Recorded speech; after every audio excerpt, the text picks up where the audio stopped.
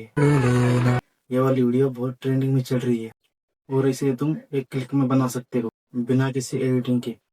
तो इसे बनाने के लिए तुम क्रोम ओपन करो और सर्च करो गूगल फ्लो और इस साइट को ओपन करो और यहाँ पे जीमेल आईडी को लॉगिन कर लेना। अपने प्रोजेक्ट पर क्लिक करो और यहाँ पर क्लिक करो और चूज करो इंग्रेडिएंट्स टू वीडियो और यहाँ पर क्लिक करके एस्पेक्ट रेशियो को लैंडस्केप कर लो। अब अपनी एक फोटो अपलोड करो और अपने प्रॉम्प्ट को पेस्ट कर दो एंड जनरेट पे क्लिक करो और तुम्हारा वायरल वीडियो बनकर रेडी हो जाएगा। और ये प्रॉम्प्ट तुम्हें भी चाहिए तो कमेंट में ट्रेंड टाइप करो। जब तक फॉलो नहीं करोगे डीएम ऑटोमेशन काम नहीं करेगा।